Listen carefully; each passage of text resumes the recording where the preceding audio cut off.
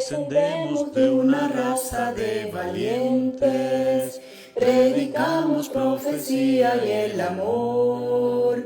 Nuestro lema es dar la última advertencia a un mundo que está sin Salvador.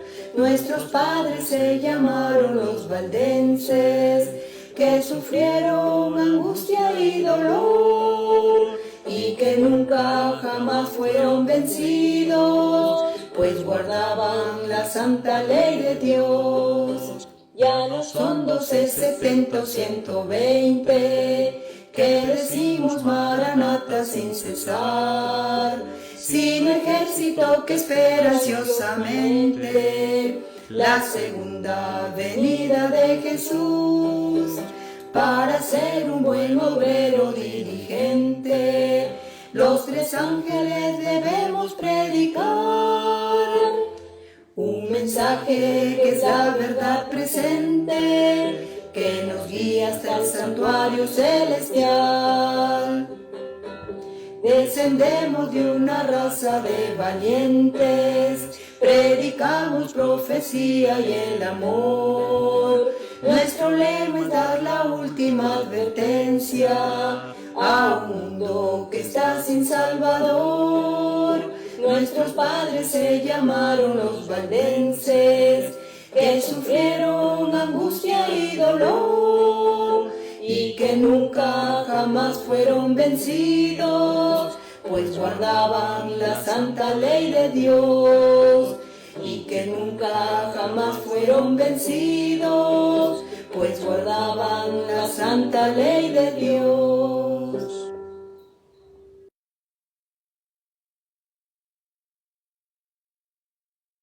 Muy buenas tardes, hermanos. Bienvenidos nuevamente a un tema más de profecía. Estamos ya llegando al final de esta serie de temas de profecía. Y precisamente en el día de hoy hay un tema muy pero muy importante que debemos tratar, y es el don profético. Así que vamos a tratar un tema que tiene que ver con los instrumentos que Dios utiliza para transmitir las profecías. Como de costumbre, vamos a colocarnos de rodillas y vamos a orar. Amante Padre Celestial, te damos muchas gracias por tu santa palabra. Te rogamos, Señor, que en esta hora tú estés con nosotros, nos bendigas, nos ayudes y envíes tu Santo Espíritu en nuestra ayuda para que podamos discernir el tema que vamos a estudiar. Quédate en nuestro medio. En el nombre de Jesús lo pedimos. Amén. Bueno, vamos a dar inicio a este importante tema y lo vamos a hacer como siempre con un pasaje de la Escritura. Un pasaje que hemos leído repetidas veces a través de los diferentes temas y los diferentes expositores lo han traído a colación. Y es el tema de lo que el Señor hará o revelará en las profecías y sus instrumentos. Vamos a tratar hoy acerca de cuáles son los instrumentos y las características de los instrumentos humanos que Dios utiliza para comunicar las profecías. Amós capítulo 3, versículo 7 nos dice lo siguiente: así nada hará el Señor Jehová sin revelar su secreto a sus siervos los profetas. Ahora, qué interesante que Amós 3:7 dice que el Señor no hará nada en esta tierra sin revelar su secreto a sus siervos los profetas. Pero ahora es bien importante que nosotros podamos comprender qué características tienen esos siervos, esos profetas a los cuales Dios les revela su secreto. Y es un secreto, ¿por qué? Porque mientras el mundo no conoce los secretos de Dios, Él los da a conocer a su pueblo, pero lo hace a través de sus siervos, los profetas. Así que el Señor, los secretos que Él tiene, las cosas ocultas que no todo el mundo sabe en esta tierra, Él la revela a un pueblo especial, pero aparte de que la revela, tiene un instrumento a través del cual, o varios instrumentos a través de los cuales el Señor revela sus profecías, su secreto. Y esos instrumentos son los profetas. Así que en el día de hoy vamos a estudiar cómo podemos identificar nosotros a un profeta verdadero de un profeta falso. ¿Qué características tiene un profeta verdadero? Vamos a continuar leyendo un pasaje más de la Escritura y se encuentra en 2 de Pedro, capítulo 1, versículo 19. Tenemos también la palabra profética más segura, a la cual hacéis bien en estar atentos como una antorcha que alumbra en lugar oscuro, hasta que el día esclarezca y el lucero de la mañana nazca en vuestros corazones. Qué interesante esto, porque en 2 de Pedro 1:19 se nos dice que tenemos la palabra profética más segura. Es decir, que en las profecías nosotros podemos encontrar seguridad para comprender cuál es la voluntad de Dios. ¿Cuál es ese secreto que Él revela a sus siervos? Y vamos a mirar cómo es que el Señor, a través de sus siervos los profetas, nos advierte, le advierte al mundo las cosas que van a suceder antes de que acontezcan. Y esto es bien, pero bien especial. Nos dice 2 de Pedro que las profecías son como una antorcha que alumbran en lugar oscuro. De manera que las profecías nos van mostrando el camino a través del cual debemos andar. Nos sigue diciendo 2 de Pedro, capítulo 1, versículo 20 al 21. Pero ante todo, entended que ninguna profecía de la Escritura es de interpretación privada, porque nunca la profecía fue traída por voluntad humana, sino que los santos hombres de Dios hablaron siempre inspirados por el Espíritu Santo. Ahora, qué interesante esto, porque aquí nos dice que Dios toma hombres y que los llena de su Espíritu y a través de esos hombres comunica las profecías.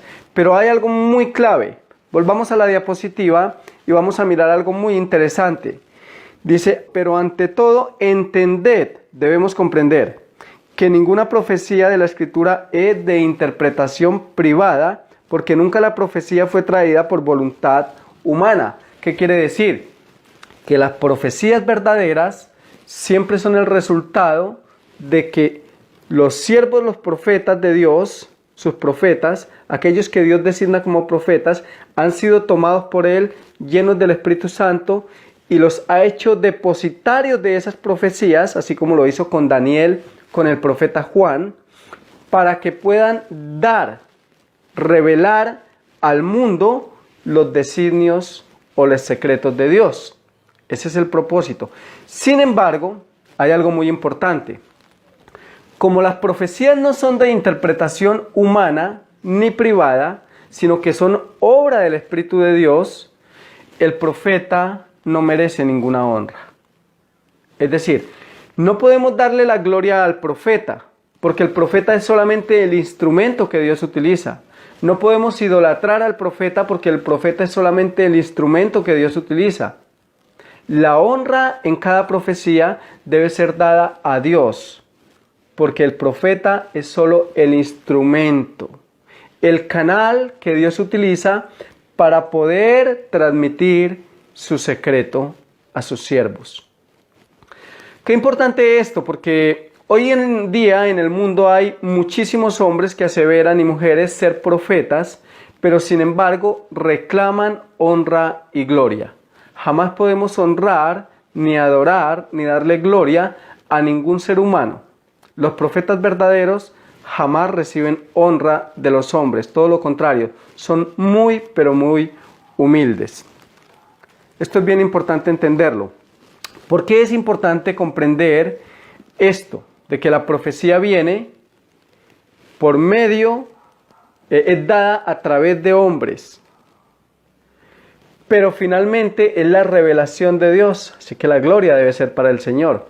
Y es importante que nosotros comprendamos este tema porque estamos viviendo en una generación donde hay supuestos miles y miles de profetas de Dios que hablan en el nombre de Jesús. De hecho, la palabra de Dios en Mateo capítulo 24, versículo 11, nos advierte que iban a venir falsos profetas y que engañarían a muchos. Vamos a leerlo. Mateo capítulo 24, versículo 11. Muchos falsos profetas se levantarán y engañarán a muchos. Así nos dice la palabra de Dios, que justo en esta generación en la que estamos viviendo, habrían muchos, pero muchos falsos profetas y tendrían una misión dada por el enemigo de las almas, el enemigo de la salvación: engañar a muchos.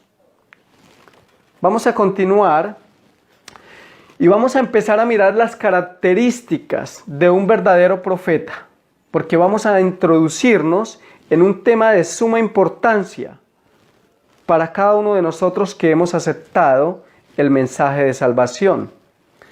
Jeremías capítulo 28 y en el versículo 9 nos dice: cuando se cumpla la palabra del profeta que profetiza paz, entonces será conocido como el profeta que Jehová en verdad envió.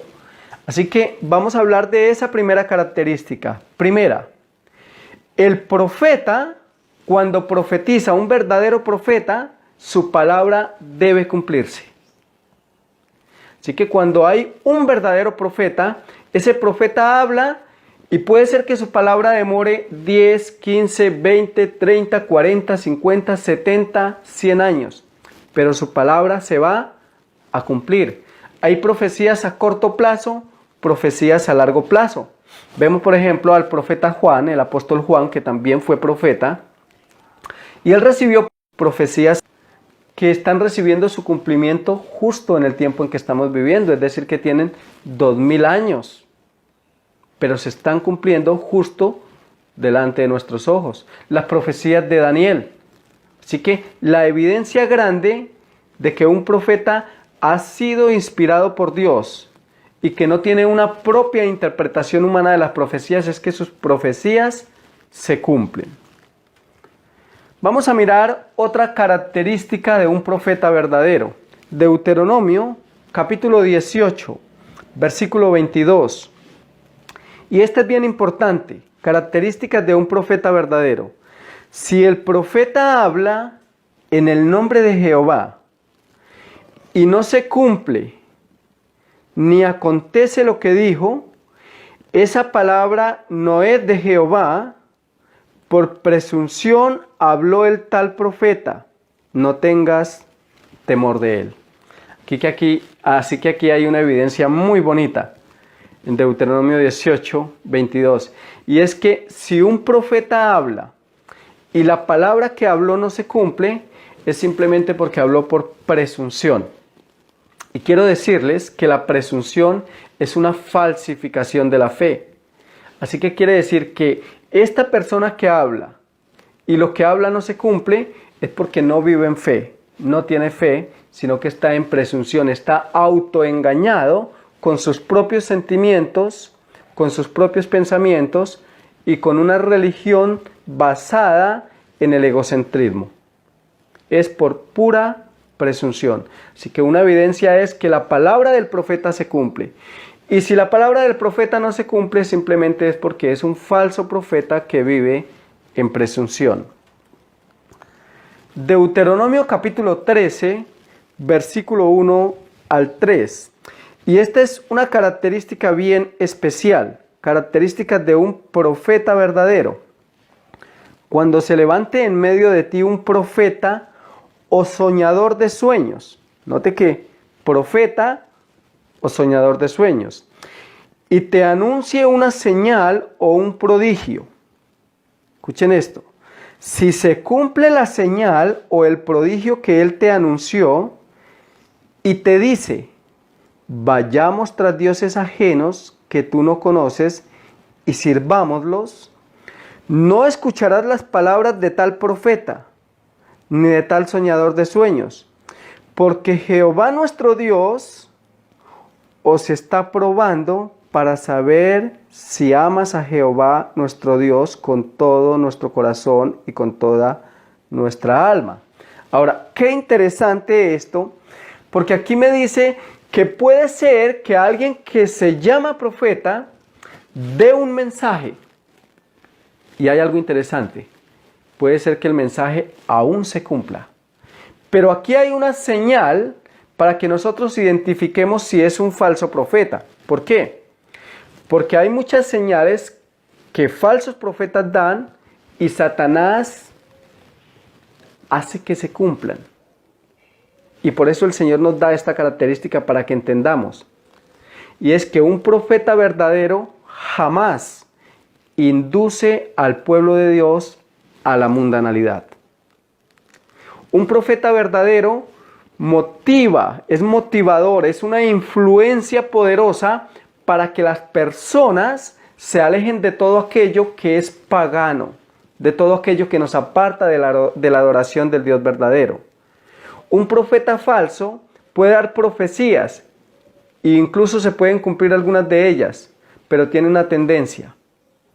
Primero, tiene amor, un gran amor por el dinero. Y segundo, induce al pueblo a la mundanalidad. Vamos a leer nuevamente el pasaje.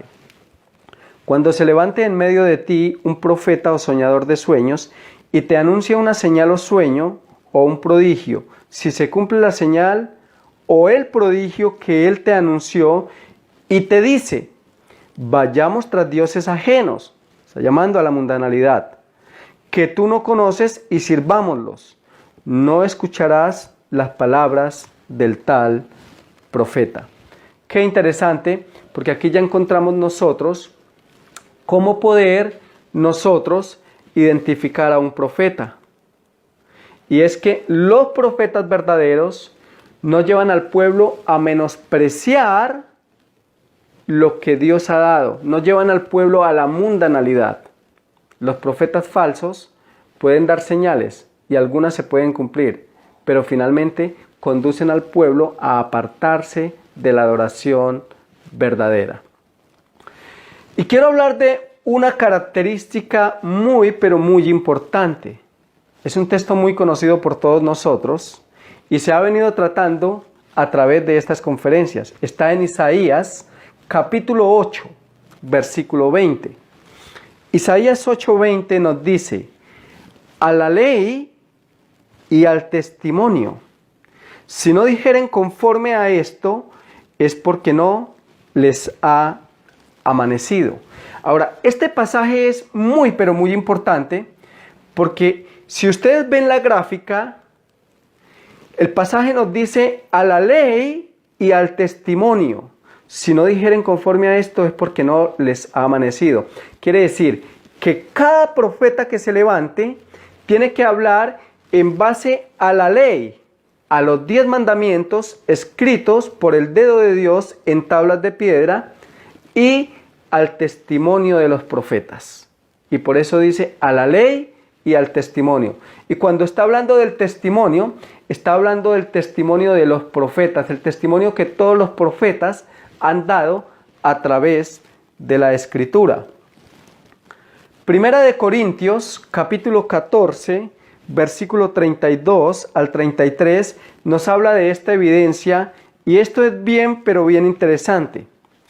Nos dice, los espíritus de los profetas están sujetos a los profetas, pues Dios no es Dios de confusión, sino de paz.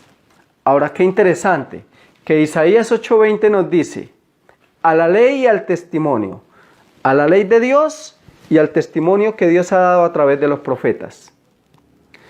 Pero luego, Primera de Corintios 14:32 al 33 nos dice, los espíritus de los profetas están sujetos a los profetas, pues Dios no es Dios de confusión, sino Dios de paz. Ahora, esto es bien interesante, porque Pablo está diciendo que si se levanta un profeta, el espíritu de ese profeta, la enseñanza de ese profeta, la doctrina de ese profeta, debe estar de acuerdo con el espíritu de los profetas, debe estar sujeto al espíritu de los profetas que lo antecedieron.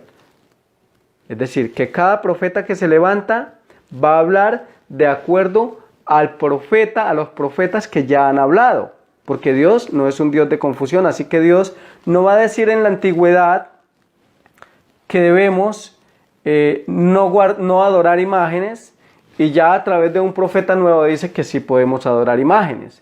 No va a decir Dios a través de los profetas en la antigüedad que debemos observar el cuarto mandamiento del día de reposo, y a través de un nuevo profeta va a decir que ya no es el sábado sino el domingo. No funciona de esta manera. Los espíritus de los profetas que salen, que Dios levanta en este tiempo, deben estar sujetos a lo que dijeron los profetas de la antigüedad, porque es el mismo testimonio que sale de la boca de Dios. Lucas capítulo 16, versículo 16. Este pasaje ha sido muy mal entendido. Muy mal entendido. Y es bien interesante porque es Jesús quien habla acá y dice, la ley y los profetas, ahora a la ley y al testimonio. De esto es que está hablando Jesús en Lucas 16, 16. Lo que dice Isaías 8:20, a la ley y al testimonio. Ahí podemos ver en la gráfica que está la ley de Dios y el testimonio de los profetas. Pero Jesús dice, la ley y los profetas llegan hasta Juan. Desde entonces es anunciado el reino de Dios y todos se esfuerzan por entrar en él. Bien interesante este pasaje porque Jesús hace un señalamiento y dice que su ley fue anunciada a través de los profetas desde la antigüedad. Su ley y los profetas para Israel como nación llegaron hasta Juan. Es decir, que después de Juan el Bautista iba a ser el último profeta que Dios iba a levantar para amonestar a la nación judía. Después de Juan, dice la escritura acá, en Lucas 16, 16, la ley y los profetas llegan hasta Juan. Desde entonces es anunciado el reino de Dios y todos se esfuerzan por entrar por él. ¿Qué está diciendo Jesús? Que después de Juan iba a venir el mismo Hijo de Dios, iba a empezar un ministerio de 3 años y medio donde iba a anunciar a Israel el reino de Dios. Así que el último profeta para Israel fue Juan el Bautista y por eso se le llamó la voz que clama en el desierto. Ahora no está diciendo que la ley y los profetas se terminaban en Juan. No está diciendo que en Juan quedó abolida la ley, ni quedaron abolidos los profetas. Está diciendo que para Israel las amonestaciones de Dios a través de la ley y de los profetas llegaron hasta Juan, que fue el último de los profetas que Dios levantó para la nación judía.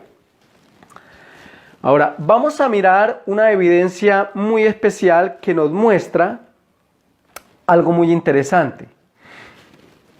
Y a través de este pasaje que vamos a leer, podemos darnos cuenta que después de Juan, efectivamente, se levantaron más profetas, pero no en medio del pueblo de Israel, ni para amonestar al pueblo de Israel, sino en medio de los gentiles, de la iglesia cristiana.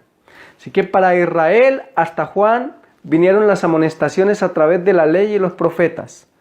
Y luego se iba a anunciar el mensaje y iba a ser llevado a los gentiles. Y en Hechos capítulo 13, versículo 1, se nos habla precisamente de profetas en medio de la iglesia primitiva. Vamos a leerlo. Hechos capítulo 13, versículo 1. Había entonces en la iglesia que estaba en Antioquía, noten que es la iglesia primitiva, profetas, escuchen esta palabra, profetas y maestros. Bernabé, Simón el que se llama Níger, Lucio de Cirene, Manael, el que se había criado junto con Herodes el tetrarca, y Saulo. Ahora, note que dice que la iglesia apostólica también tenía profetas. En la iglesia apostólica, y Pablo está hablando de los corintios, y dice que en Corintio Dios levantó profetas. Qué interesante. Y hay muchísimos pasajes más, pero no puedo tocarlos todos porque quiero introducirme en un estudio muy importante. Ahora, la pregunta es, si nosotros somos la última generación, ¿creen ustedes que Dios iba a dejar a su pueblo, a esta generación que está viviendo justo en el tiempo donde todas las profecías de los antiguos profetas, todas las revelaciones que Dios le dio a los profetas de la antigüedad, se están cumpliendo? ¿Creen ustedes que Dios iba a dejar a su pueblo sin profeta?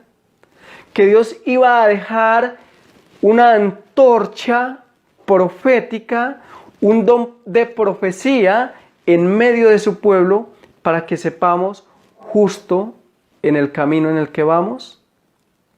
Por supuesto que no.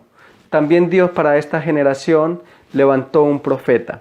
Y yo quiero hablar en esta tarde y dar evidencias contundentes acerca del don profético que hemos recibido como pueblo. Si ustedes miran acá en la gráfica, pueden ver y encontramos las fotos de una mujer. Esta mujer se llama Elena de White. Ha sido muy criticada por diversas religiones. Muchísimos han dicho que es una falsa profeta.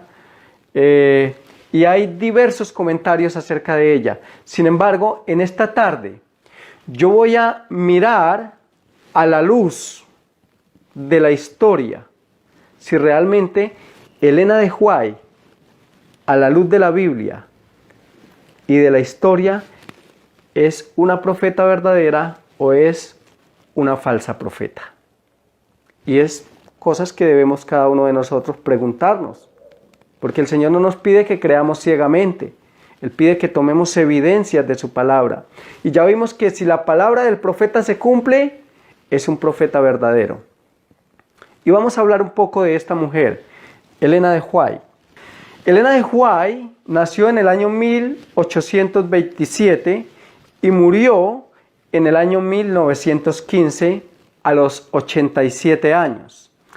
A través de su vida, escribió 24 libros traducidos a 165 idiomas, 2 manuscritos que dejó listos para traducirse, 5.000 artículos de periódico, 200 panfletos o folletos, 2.000 cartas hechas a mano.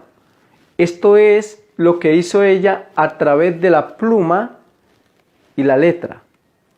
Sin embargo, esta mujer recibió 2.000 sueños aproximadamente y visiones, entre 2.000 sueños y visiones, y hay cosas bien interesantes en todo lo que se le reveló. Y en esta tarde yo voy a presentar algunas evidencias, y son evidencias bien concretas donde cosas, eventos de los que habló Elena de White tuvieron un cumplimiento exacto, con más de 50, 80 y 100 años de anticipación. Así que vamos a introducirnos en un estudio bien interesante. Y nos dice en la gráfica, a manera de pregunta, ¿se cumplieron sus profecías? ¿Se cumplieron las profecías de esta mujer? ¿O realmente es ella una falsa profeta, una persona que se atribuye el don de profecía pero que no lo tiene? Vamos a verlo. En un libro muy interesante que se llama Joyas de los Testimonios, la página 150 del tomo 2, Joyas de los Testimonios, tomo 2, página 150. Dice algo muy interesante ahora. Yo voy a empezar a tocar algunas profecías que ella dio para el ámbito religioso, o sea, que tienen que ver con el desenlace religioso que iba a haber en nuestros días. Pero también voy a tocar unas profecías que ella dio acerca del ámbito científico. Y en el libro Joyas de los Testimonios, el tomo 2, página 150, nos dice algo la escritora Elena de White. Los legisladores cederán a la demanda de una ley dominical. Ahora, qué interesante que esta mujer hace más de 100 años,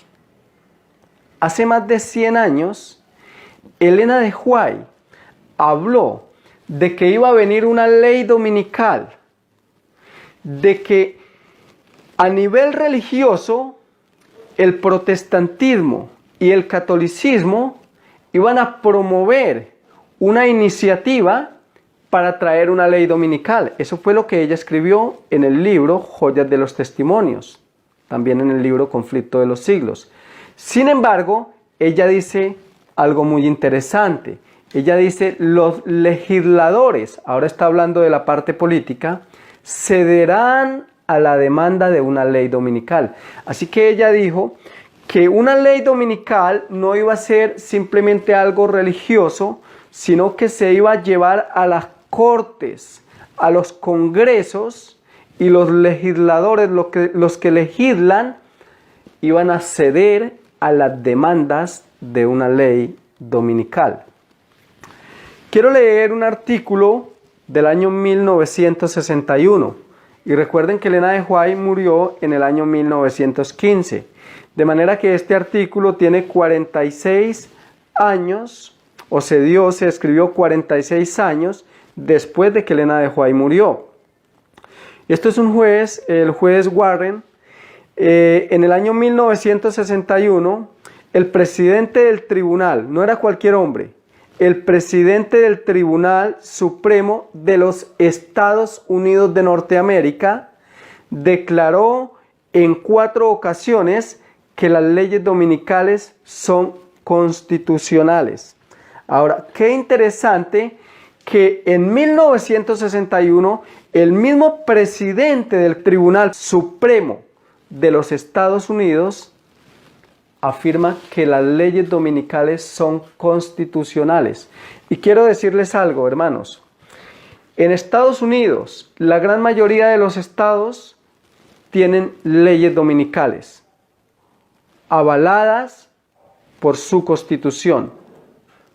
Todo eso está bastante, pero bastante maduro. Así que aquí vemos que lo que Elena de White dijo 46 años antes, los legisladores cederán a la demanda de una ley dominical, se cumplió exactamente 46 años después. También escribió Elena de White en el año 1906. El movimiento dominical está abriéndose paso en las tinieblas. Escuchen esto. El movimiento dominical está abriéndose paso en las tinieblas. Los líderes están ocultando el verdadero asunto y muchos que se unen con el movimiento no ven hacia dónde se dirige la corriente subterránea. Elena de White, estando viva, profetizó en sus días que se iba a levantar un movimiento gigantesco en pro de la observancia del domingo. ¿Saben que eso se está cumpliendo al pie de la letra? Pero tal como ella dijo, dice algo interesante. Los líderes están ocultando el verdadero asunto y muchos que se unen con el movimiento no ven hacia dónde se dirige. Es decir, que se iba a levantar un movimiento en pro del domingo, pero realmente no se iba a hacer colocando el día domingo como día de adoración, sino que iba a llevar otras cosas ocultas. Saben que el tema ambiental es un tema que finalmente conduce a la ley dominical. Saben que una de las cosas que se está diciendo precisamente ahora, en este tiempo de cuarentena, es que es increíble en los países donde la gente a causa de la cuarentena se ha hacinado. Es increíble al ver cómo las fábricas, las industrias han parado, al ver cómo el tráfico ha parado, los vehículos han parado.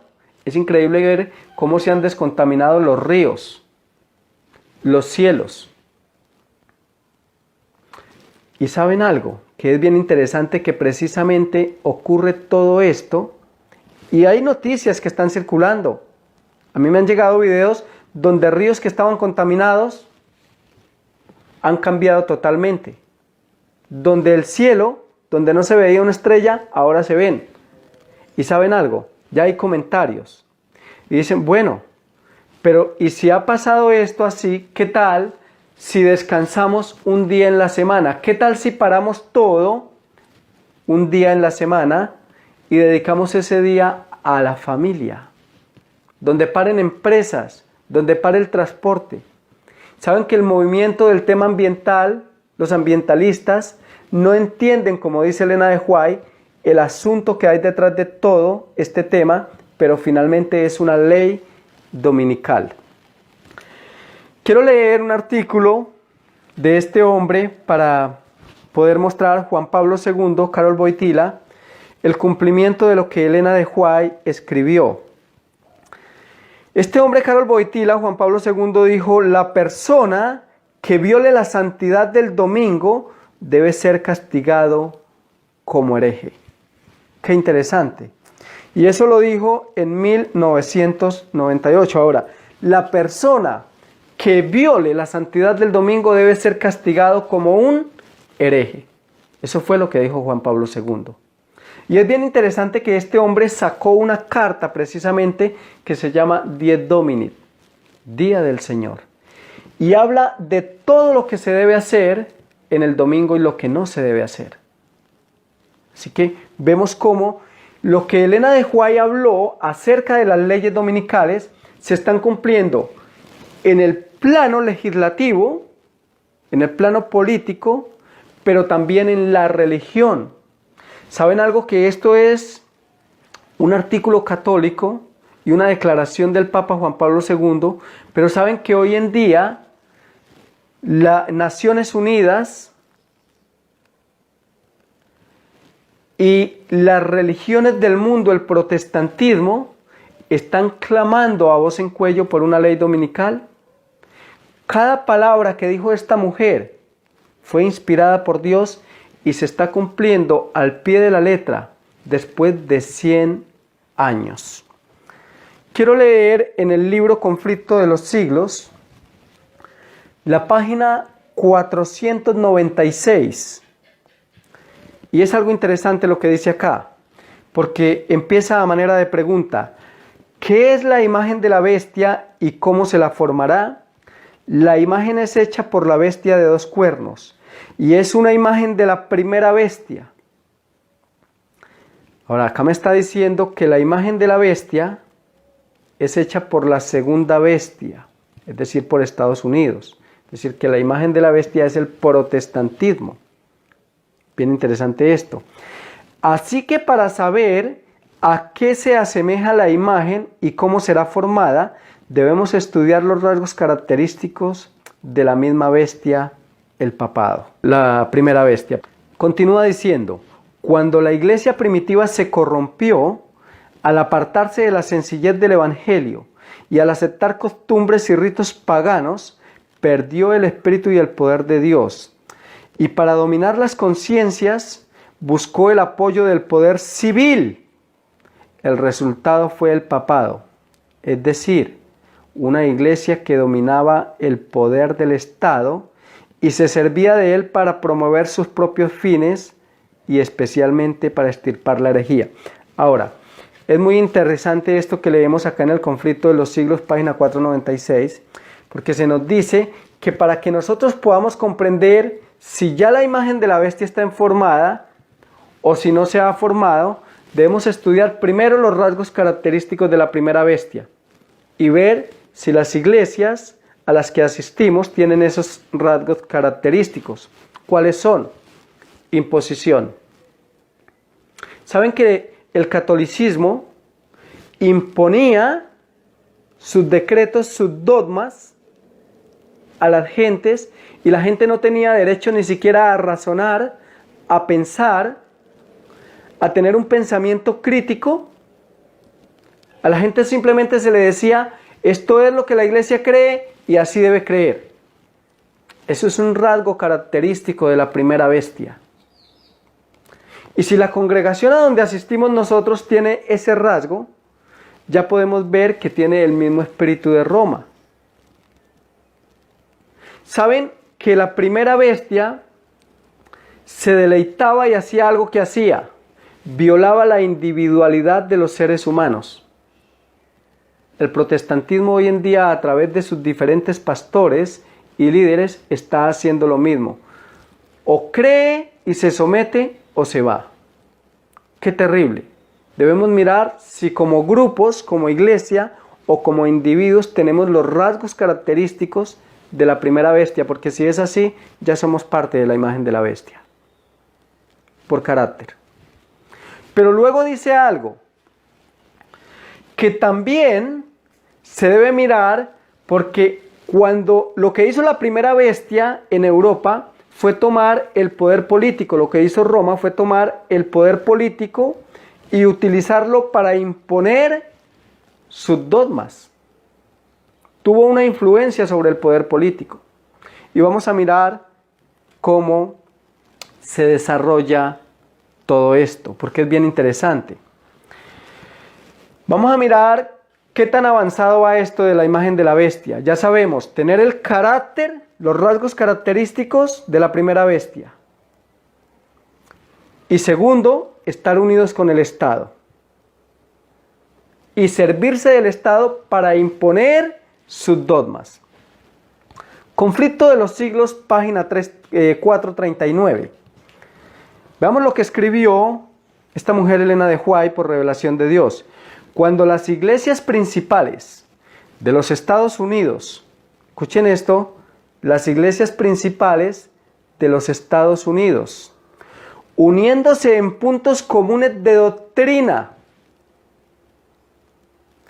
influyan sobre el Estado para que imponga los decretos y las instituciones de ellas, entonces la América protestante habrá formado una imagen de la jerarquía romana.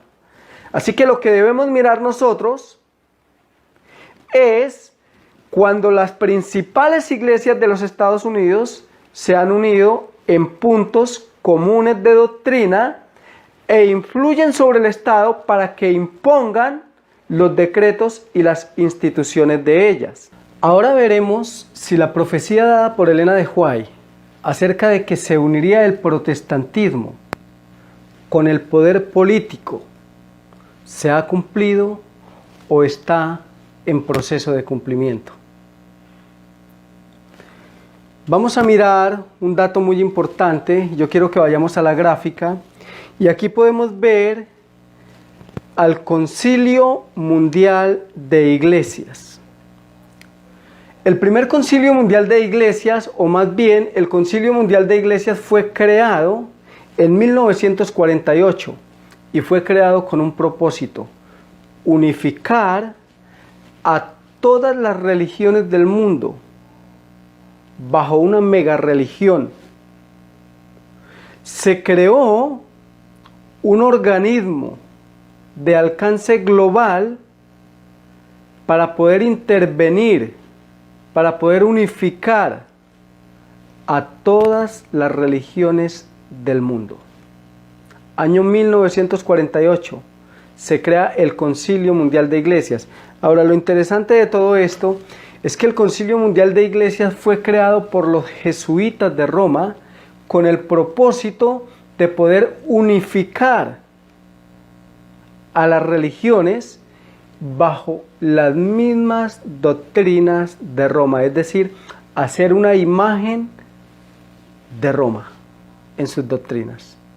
Y esto es bien interesante, pero vamos a ver si lo que Elena de White escribió realmente se está cumpliendo.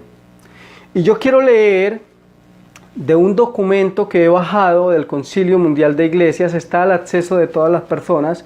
Usted puede entrar a la página del Concilio Mundial de Iglesias, del CMI, y puede bajar todos estos documentos que enseguida voy a leer.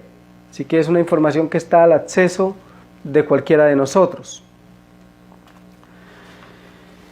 Nos dice el documento: el Consejo Mundial de Iglesias, CMI, es la principal organización ecuménica cristiana internacional.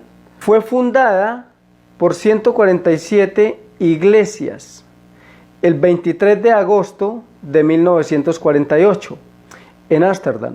Su sede está en Ginebra, Suiza.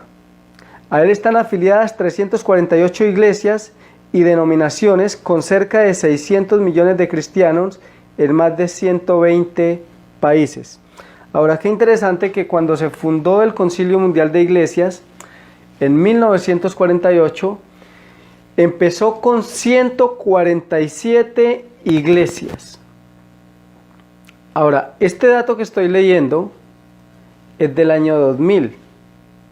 Y para el año 2000 ya habían 348 iglesias a nivel mundial que pertenecían al Concilio Mundial de Iglesias. Ahora, hay algo interesante en esto del Concilio Mundial de Iglesias, y es que sucede algo muy parecido a la ONU.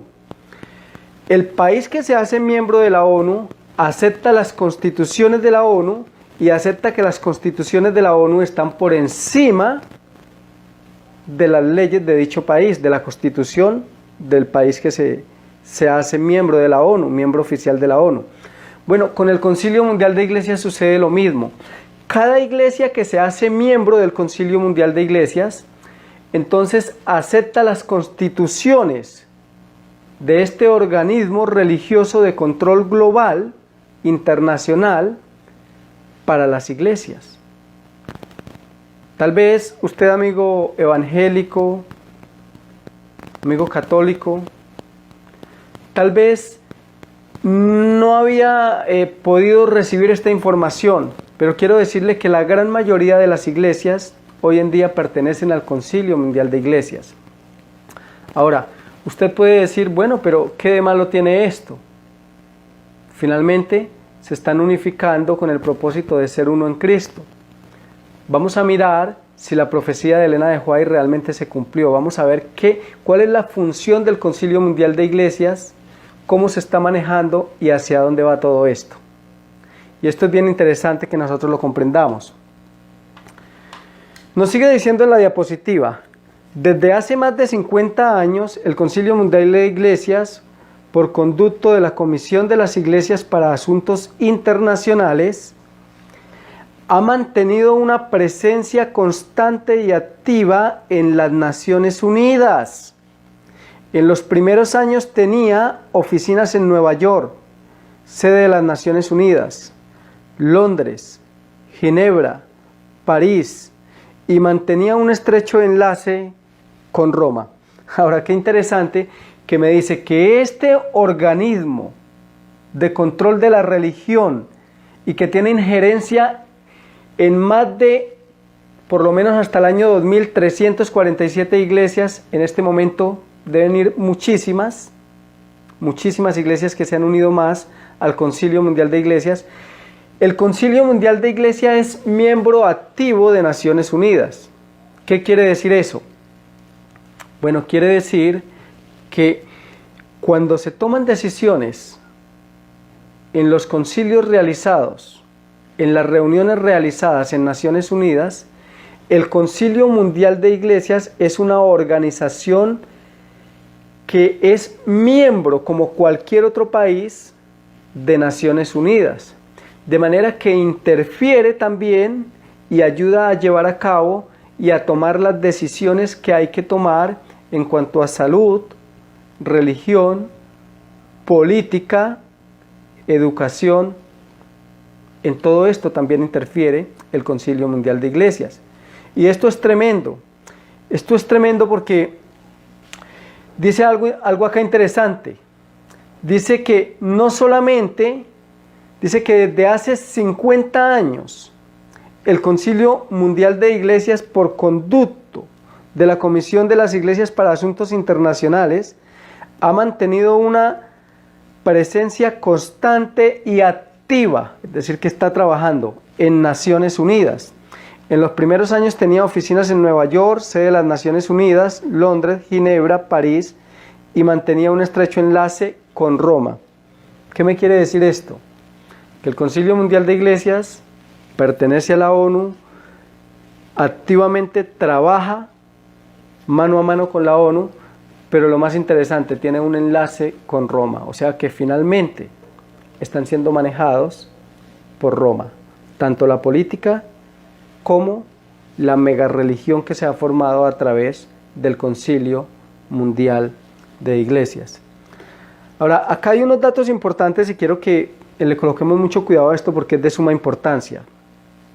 Actualmente solo subsisten las oficinas de enlace en Ginebra. Estoy leyendo del mismo documento. Actualmente solo subsisten las oficinas de enlace en Ginebra, en la sede de Naciones Unidas en Nueva York.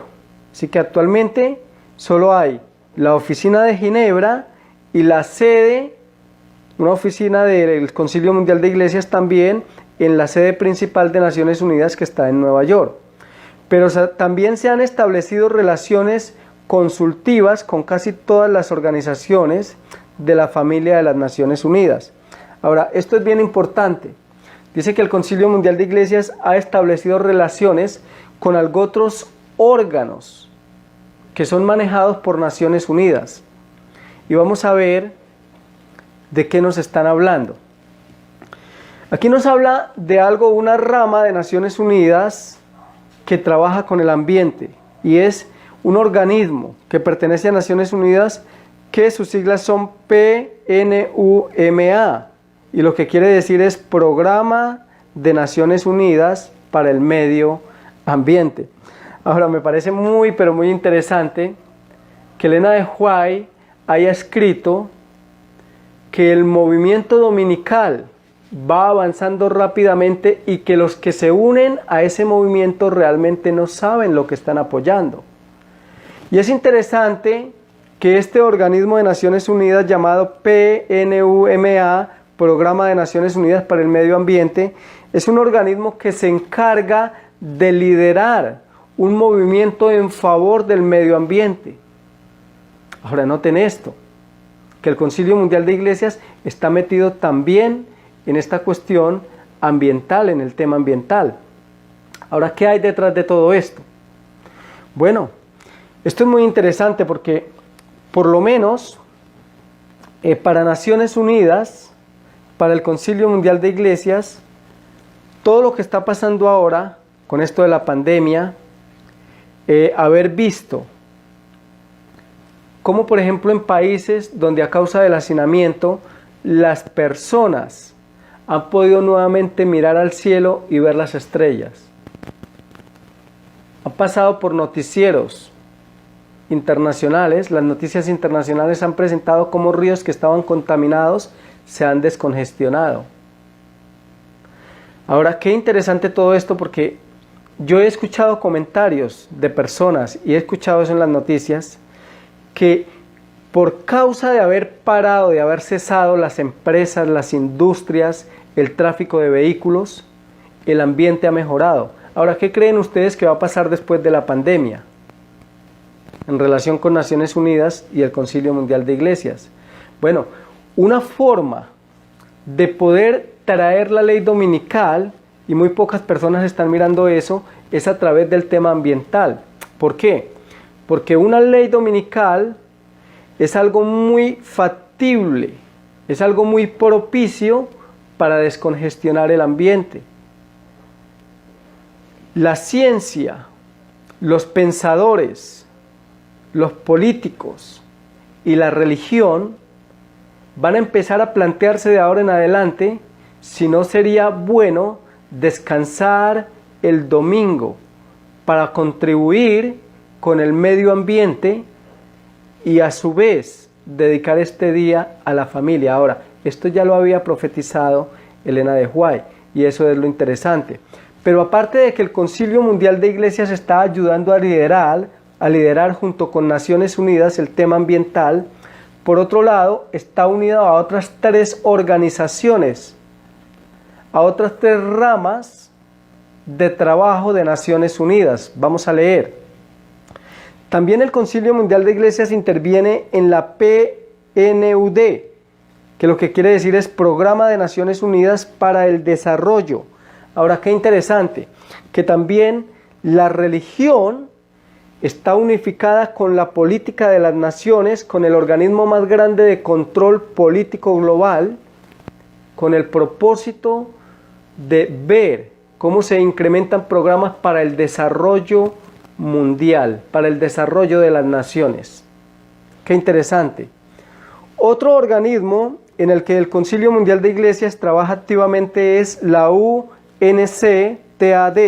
que quiere decir Conferencia de Naciones Unidas sobre Comercio y Desarrollo. Ahora, interesante esto, que el Concilio Mundial de Iglesias, la religión que no tiene nada que ver con política, está trabajando mano a mano con Naciones Unidas para ayudar a dar ideas de cómo se debe manejar el comercio a nivel mundial. Qué interesante esto. Es bien interesante esto porque precisamente Apocalipsis 13 nos habla de que va a haber una ley que prohíbe comprar y vender. Bien interesante. Y por último, también el Concilio Mundial de Iglesias tiene injerencia en la OMS, que es la organización más grande de control de la salud, y también pertenece de paso a Naciones Unidas, y el Concilio Mundial de Iglesias también ayuda a tomar decisiones en todo aquello que tiene que ver con la salud de las naciones. Así que podemos ver acá que por un lado están unidas la religión, el poder religioso más grande del mundo, el Concilio Mundial de Iglesias, todas las religiones del mundo, o la gran mayoría de las religiones del mundo, unidas con el poder político. Realmente, todo lo que Dios reveló a través de Elena de White se está cumpliendo delante de nuestros ojos. Ahora, esto es muy importante.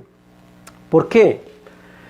Porque voy a volver a leer el pasaje del conflicto de los siglos para que podamos entender lo que está pasando. Cuando las iglesias principales de los Estados Unidos, uniéndose en puntos comunes de doctrina, influyan sobre el Estado para que impongan los decretos y las instituciones de ellas, entonces la América protestante habrá formado una imagen de la jerarquía romana. Yo no sé qué concepto tenga usted de lo que es la imagen de la bestia, hermano y amigo que me escucha, pero personalmente yo creo que a través del Concilio Mundial de Iglesias, la religión y la política con Naciones Unidas ya se han fusionado. Están trabajando activamente, están trabajando en todo lo que tiene que ver con el nuevo orden mundial de manera unida y conjunta. Pero hay algo interesante. Elena de White no dijo todas las religiones de Estados Unidos, dijo cuando las principales iglesias, las iglesias principales de los Estados Unidos, uniéndose en puntos comunes de doctrina, influyan sobre el Estado. ¿Están influyendo? Por supuesto que sí. Miren, la gran mayoría, las principales religiones que nacieron en Estados Unidos de Norteamérica, están unidas a la ONU, están unidas al poder político más grande existente hoy día en el mundo, al organismo de control global en cuanto a política, religión, salud, economía, educación. Así que, a mi parecer, esto de la imagen de la bestia va marchando muy rápido, Ahora, otra cosa es que todavía no haya un decreto de muerte, no haya una ley de persecución, pero la unificación o la formación de la imagen de la bestia hace mucho rato que se viene gestando a través del Concilio Mundial de Iglesias, porque las principales iglesias de los Estados Unidos y del mundo entero han ido unificándose bajo el control de un organismo para la religión del mundo.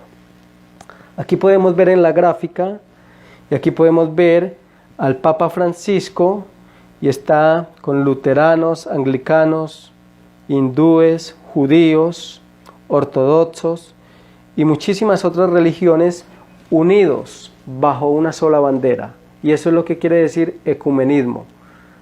Evangélicos y católicos unidos bajo una sola bandera, con un mismo propósito: traer un nuevo orden mundial, luchar contra el Cordero, colocarse en una posición de pleno desafío a nuestro Salvador Jesucristo. He terminado prácticamente, solo me queda una señal que tiene que ver con el ámbito religioso y quisiera leerla y vamos a pasar al tema de la salud. Una señal que tiene que ver con el ámbito religioso y es tremenda esta señal. La dio Elena de White, está escrita en un libro que se llama Eventos de los Últimos Días, en la página 139. Dice ella: el acto capital que coronará el gran drama del engaño será que el mismo Satanás se dará por Cristo. Hace mucho que la Iglesia profesa esperar el advenimiento del Salvador como consumación de sus esperanzas. Pues bien, el gran engañador asumirá que Cristo habrá venido. En varias partes de la tierra, Satanás se manifestará a los hombres como ser majestuoso, de un brillo deslumbrador parecido a la descripción que del Hijo de Dios se da San Juan en el Apocalipsis. La gloria que lo rodea supera cuanto hayan visto los ojos de los mortales. El grito de triunfo repercutirá por los aires: Cristo ha venido, Cristo ha venido. El pueblo se postrará en adoración ante Él, mientras levanta sus manos y pronuncia una bendición sobre ellos, como Cristo bendecía a sus discípulos. Ahora, mis hermanos, esto es gravísimo porque ¿saben qué escribió Elena de White por revelación de Dios? Y esto fue un sueño que tuvo Elena de White. Y Elena de White pudo ver a través de sueños y visiones que poco antes de la segunda venida de Cristo, Satanás se manifestará en esta tierra, falsificará la venida de Jesús. Y dice ella que aparecerá en diferentes partes del mundo como un ser majestuoso lleno de luz y con una gloria que los ojos mortales jamás han visto. Ahora, qué interesante que Satanás va a aparecer en un momento donde la tierra está en conmoción, en crisis, en hambre, donde hay multitudes y millares de enfermos sin solución, donde la tierra está siendo sacudida literalmente por las fuerzas de la naturaleza, y justo en ese momento Satanás aparece como un ser deslumbrante, falsificando la venida de Jesús. Multiplica el pan como lo hacía cuando vivía acá en esta tierra, da de comer a los pobres, miles de personas alimentadas con solo un pan, va a sanar a cientos de personas y dice que bendecirá a las personas. Pero hay algo interesante acá, dice que casi toda la tierra, porque va a haber un grupo que se va a mantener fiel al Señor y que no será engañado por misericordia de Dios. Pero dice que por la tierra repercute un grito de triunfo que dice: Cristo ha venido, Cristo ha venido. Mientras los pueblos, las naciones y las lenguas se postran en adoración a Él. Profecía de Elena de White. Y yo quisiera hablarles del proceso en cumplimiento de esta profecía. Esta es una profecía que está en proceso de cumplimiento. Y ustedes dirán, ¿por qué en proceso de cumplimiento? Bueno, es muy sencillo. Voy a hablarles de algo que aconteció el 2 de septiembre de 1989. Y vamos a ir a la gráfica y aquí vamos a poder ver a un hombre que se llama Giorgio Vangiovanni. Este es un italiano y este hombre hizo una peregrinación a la Catedral de Fátima. Y estando visitando a la famosa Virgen de Fátima, haciendo esa peregrinación para visitarla, la supuesta Virgen se le apareció. Ya nosotros sabemos que los muertos nada saben y sabemos que todas estas apariciones son del príncipe de las tinieblas y sus demonios. Pero este hombre dice que se le apareció la Virgen y le dio un mensaje para que diera al mundo entero. Un mensaje que tenía que ver con juicio y que con un acontecimiento que se avecina. 1989, Giorgio Vangiovanni. Pero la Virgen le dio unas señales para que el mundo le creyera. Y este es uno de los estigmatizados que hay en el mundo. Así que la supuesta Virgen hizo que empezara a sangrar en sus manos, en su costado, en su frente y en sus pies. Y por donde va hay un aroma a flores, a rosas. Pero yo quiero que nos espaciemos en el mensaje que la supuesta Virgen le dio a Giorgio, porque es bien interesante. Aquí podemos ver la gráfica y podemos ver cómo este hombre estigmatizado sangra en diferentes partes de su cuerpo, y esa fue la supuesta señal que le dio la Virgen. Y esto es algo del mensaje que ella le dio para que transmitiera al mundo entero. Es un deseo de mi espíritu, hijo mío, que tú difundas una vez más los mensajes de misericordia y de amonestación que mi corazón inmaculado ha transmitido a tu espíritu y a los videntes en el mundo durante las apariciones donde yo me he manifestado. Ahora, ¿de qué apariciones está hablando y de cuáles videntes? Bueno, porque en 1917 la famosa Virgen de Fátima también se apareció a 3 niños, a Lucía, Jacinta y Tomás. Se les apareció a estos 3 niños y les dio los famosos mensajes de Fátima, los 3 mensajes de Fátima. Y esto es bien interesante. Y a este hombre que se le aparece nuevamente la Virgen, le dice que ella ha dado mensajes y señales a través de los diferentes videntes. Pero les dice algo: yo he manifestado a mis hijos del mundo milagros visuales y auditivos, milagros a través de sonidos e imágenes que mis ángeles han evidenciado en todos los rincones de la tierra. Ahora, qué interesante que dice que han habido sonidos misteriosos e imágenes que se han evidenciado en todo el mundo y que han sido hechos a través de sus ángeles. ¿Saben quiénes hacen esto? Los demonios. Están preparando todo el camino, pero vamos a continuar leyendo el mensaje de la famosa Virgen a Giorgio para comprender cuál es el fin de todas estas señales y de estos mensajes.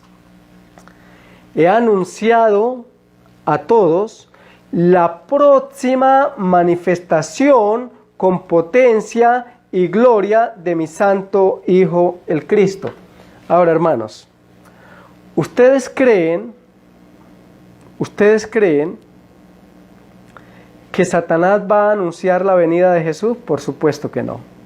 Así que Satanás está anunciando a través de estas apariciones, está anunciando su manifestación. Y aquí podemos ver un cumplimiento específico de lo que Elena de White escribió.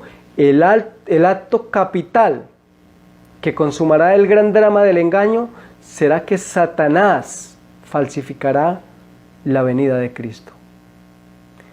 Pero no solamente a Giorgio, por varias partes de la tierra han estado habiendo apariciones y siempre el mensaje es el mismo: pronto vendrá mi santo Hijo.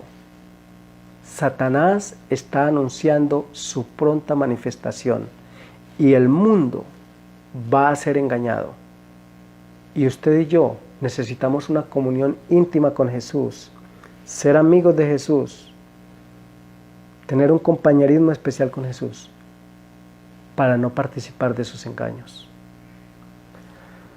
Ya podemos ver entonces que esta profecía de Elena de White también se ha empezado a cumplir. y finalmente se va a cumplir totalmente cuando Satanás se manifieste falsificando a Cristo. Pero voy a hablar de otra profecía bien interesante, y esta profecía tiene que ver con el ámbito científico, tiene que ver con la salud, y es una profecía de Elena de White en el ámbito científico. Quiero leer una declaración de ella, o más bien de Dios. Ella solamente es el instrumento que Dios utiliza para hablar, que está en el libro Mente, Carácter y Personalidad, página 60. Nos dice: la relación que existe entre la mente y el cuerpo es muy íntima. Cuando uno está afectado, el otro simpatiza. La condición de la mente afecta la salud del sistema físico. Ahora, qué interesante todo esto. Que Elena de White hace más de 100 años escribió por revelación de Dios que lo que pasa en mi aparato digestivo tiene una consecuencia con lo que pasa en mi mente. Que lo que pasa a nivel de mi digestión tiene consecuencias en lo que pasa en mi cerebro, en los diferentes órganos de mi cerebro.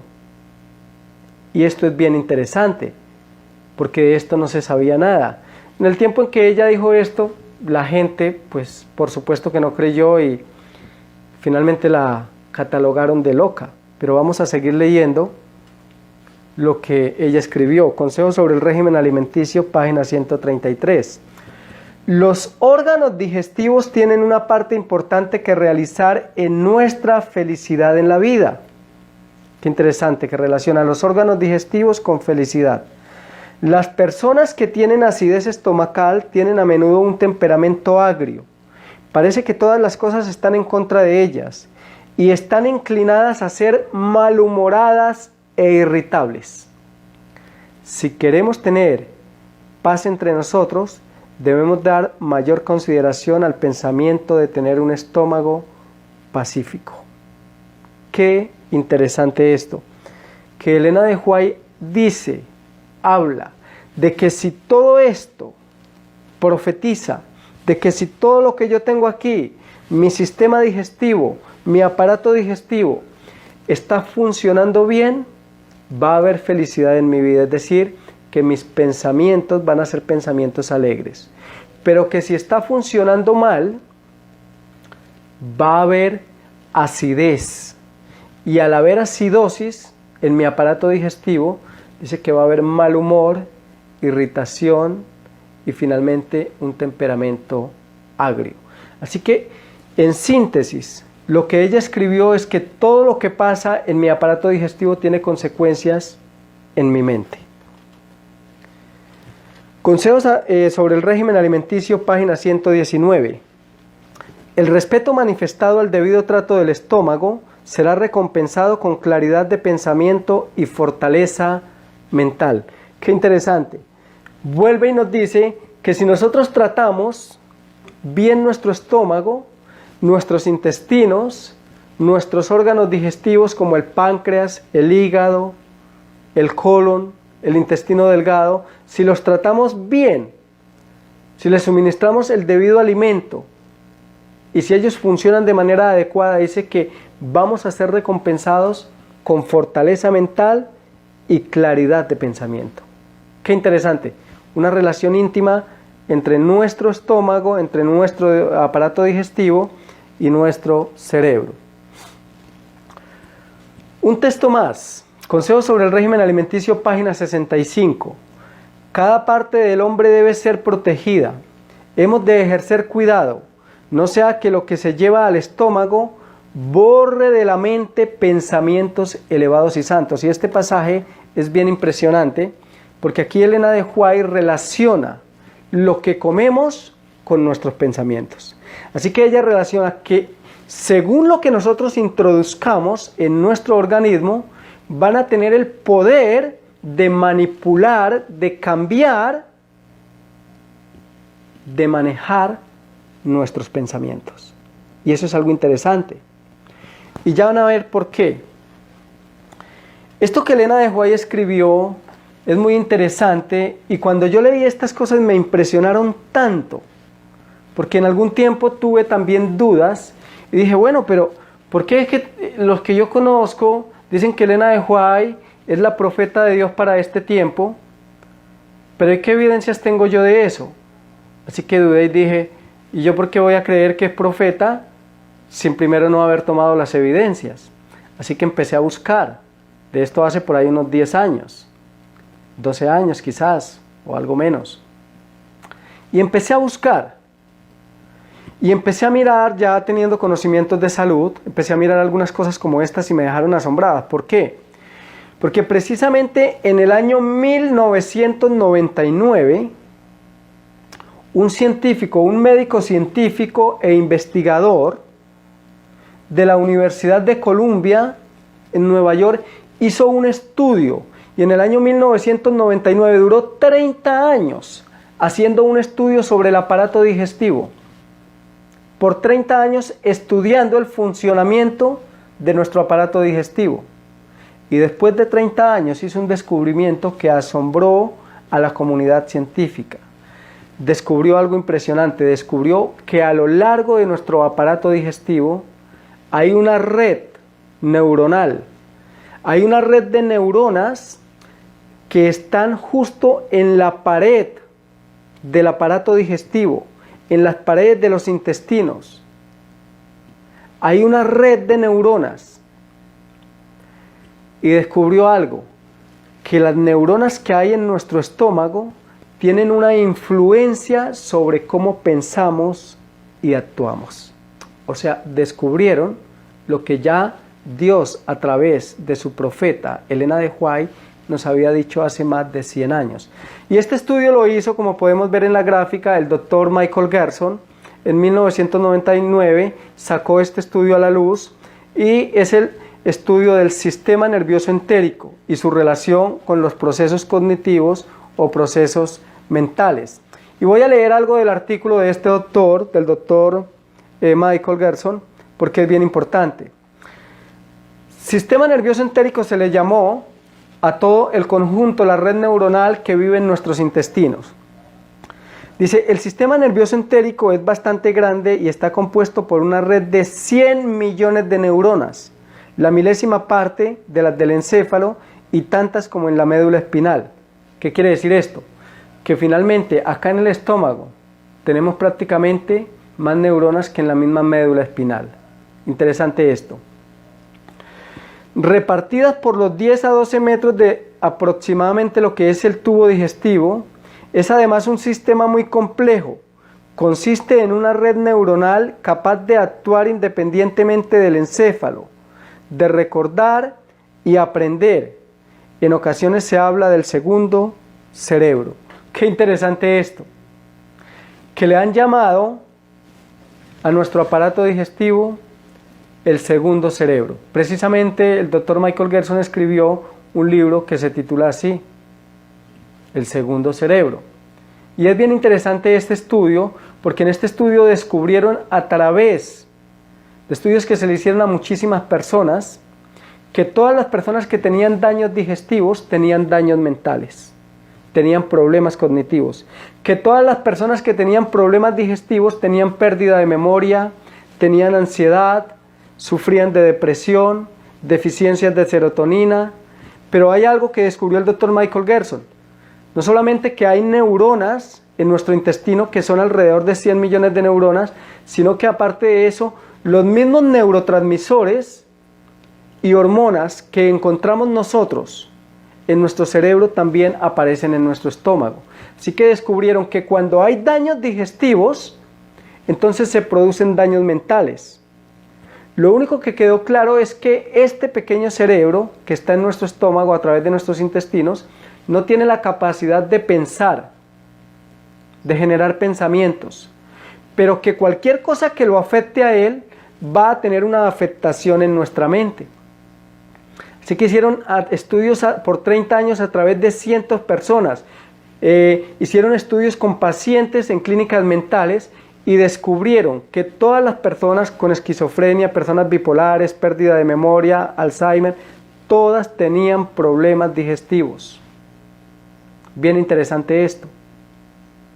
El descubrimiento del sistema nervioso entérico. ya Dios, más de 100 años antes. Elena de White murió en 1915. Este descubrimiento se hizo en 1999.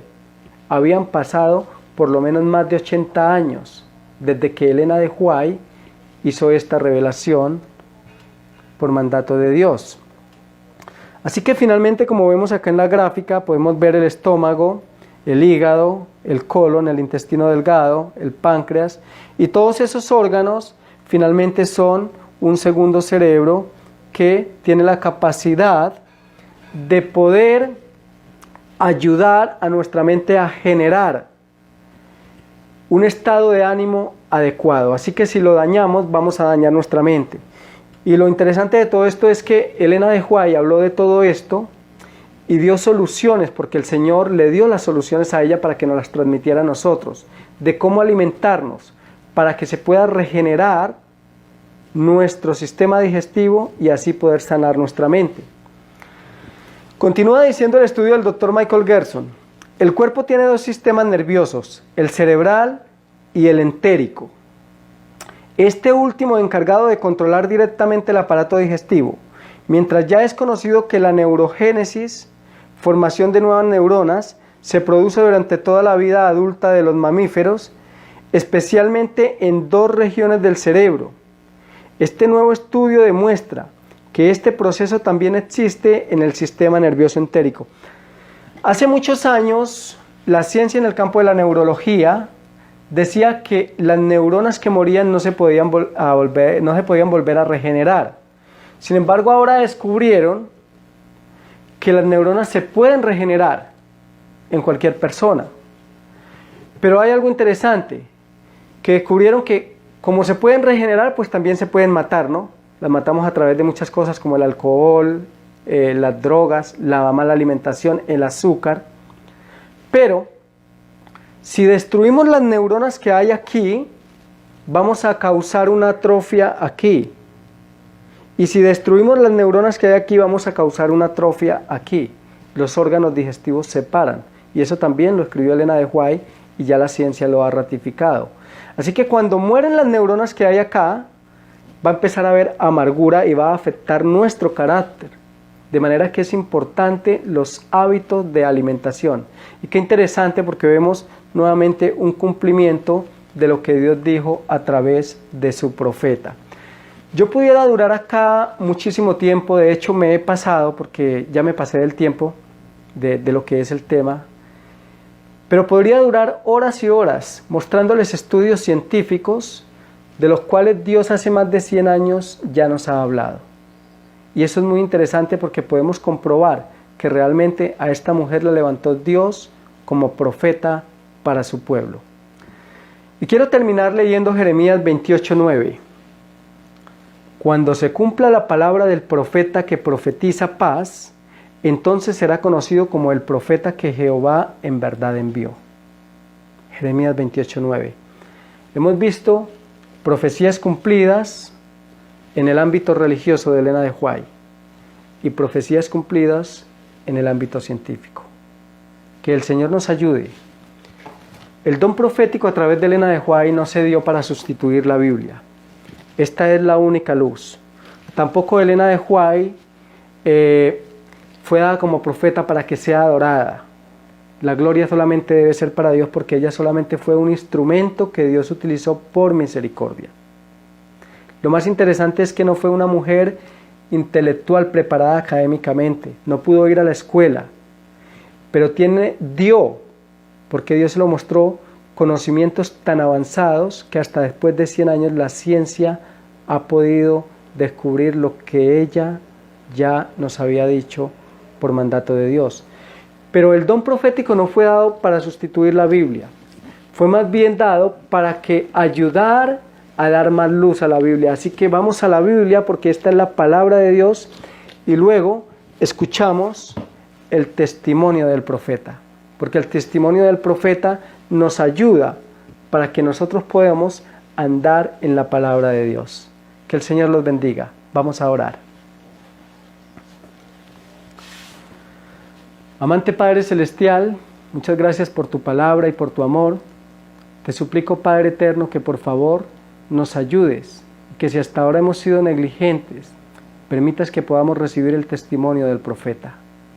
Tú levantaste, Señor, a esta profeta con el propósito de que a través de las profecías que se dieron alumbrar a nuestro camino para que no andemos en tinieblas. Ayúdanos, dirígenos y permite que siempre podamos colocar en alto tu palabra. En el nombre de Jesús. Amén.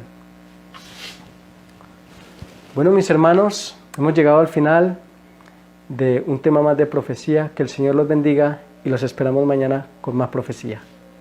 Nuestros padres se llamaron los valdenses, que sufrieron angustia y dolor, y que nunca jamás fueron vencidos, pues guardaban la santa ley de Dios. Y que nunca jamás fueron vencidos, pues guardaban la santa ley de Dios.